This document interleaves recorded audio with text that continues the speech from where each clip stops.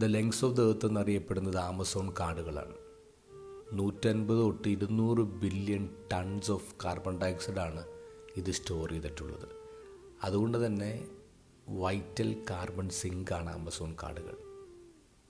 Nature plant journal കഴിഞ്ഞ ദിവസം ഒരു പഠനം പുറത്തുവിട്ടിട്ടുണ്ട്. അതിൽ പറയുന്നത് കഴിഞ്ഞ 30 വർഷത്തോളമായി ആമസോൺ കാടുകളിലെ മരങ്ങൾക്ക് അസാമാന്യമായ വലിപ്പം വരുന്നു, അസാമാന്യമായി വലുതാവുന്നു. കാരണം എന്താ? പ്രകൃതിയിൽ കാർബൺ ഡയോക്സൈഡ് അളവ് കൂടിയപ്പോൾ ഈ മരങ്ങൾ റിയാക്ട് ചെയ്യുന്നത് വളർന്നുകൊണ്ടാണ്.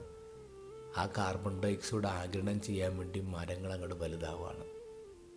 ഓരോ 10 വർഷത്തിലും മരങ്ങളുടെ വലുപ്പം 3.2% വർദ്ധിച്ചുകൊണ്ടിരിക്കുന്നുവെന്ന് പഠനം പറയുന്നു.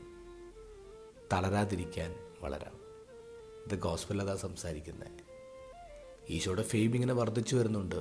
പക്ഷെ അതോടൊപ്പം തന്നെ ഈശോയെക്കുറിച്ചുള്ള നെഗറ്റിവിറ്റിയും കൂടിക്കൊണ്ടിരിക്കുകയാണ്.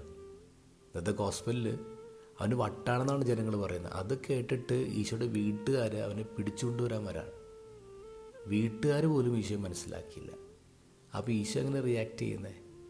ഈശോ വളരെയാണ്. നമുക്ക് ചുറ്റും ഈ കാർബൺ ഡയോക്സൈഡിൻ്റെ നെഗറ്റിവിറ്റി ഇങ്ങനെ കൂടിക്കൊണ്ടിരിക്കുന്നുണ്ട്. എങ്ങനെ റിയാക്ട് ചെയ്യണ്ടേ? നമ്മൾ വളരണം. ഈശോയെപ്പോലെ നമ്മളും വളരണം. തളരാതിരിക്കാൻ വളരാം.